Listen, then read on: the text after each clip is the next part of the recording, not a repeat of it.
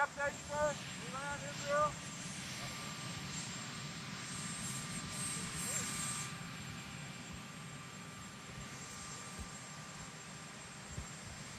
Mr. President, give the update, sir, on Iran, Israel, sir.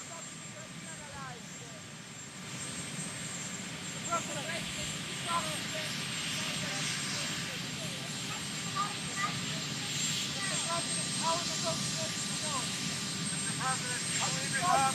Stop using nuclear weapons.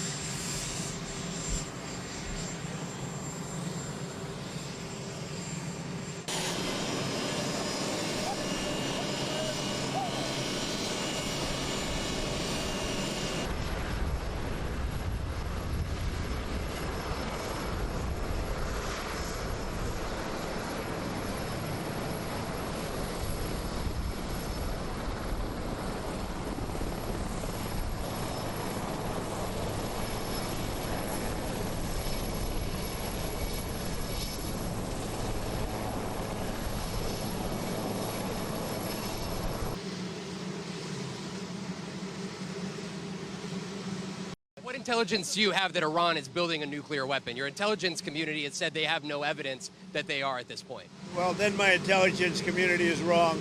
Who in the intelligence community said that? Your Director of National Intelligence, Tulsi Gabbard. She's wrong.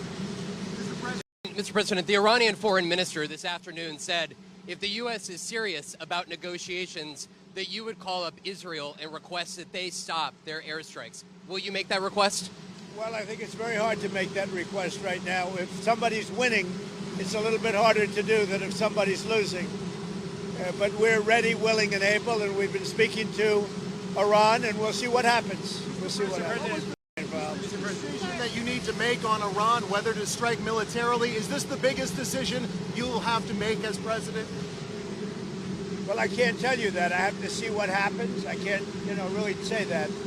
It depends what the decision is. But I wouldn't really be able to tell you that now. I'll tell you in about a year from now, maybe 5 years or 10 years from now. You never know about decisions. You never really know. Did the Europeans help at all in talking with the Iranians? No, they didn't help. No. 20. Iran doesn't want to speak to Europe. They want to speak to us.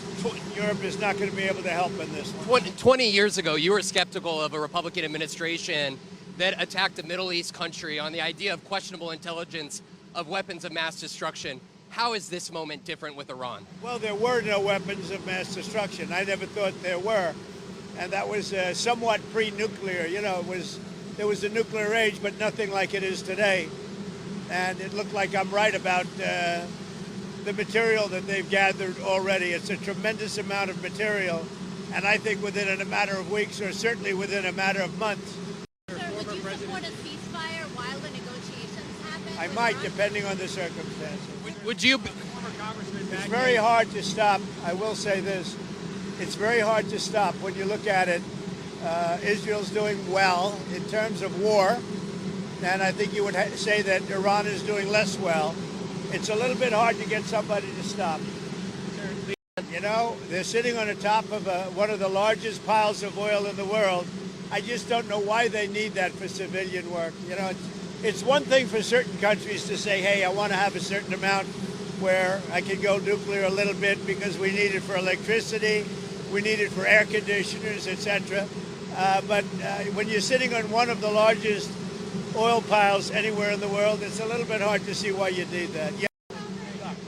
Thank you, everybody.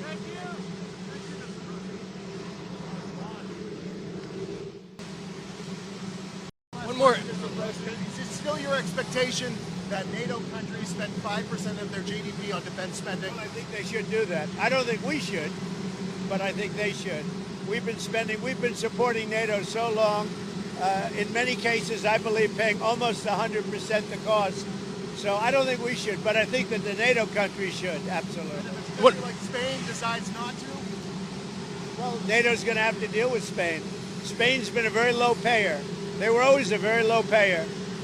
They were either good negotiators or they weren't doing the right thing. I mean, I think Spain has to pay what everybody else has to pay. Spain has been notorious for low pay. You know who else was a low payer, just about the lowest? A place called Canada. Because Canada said, why should we pay when the United States will protect us free? Thank you, everybody.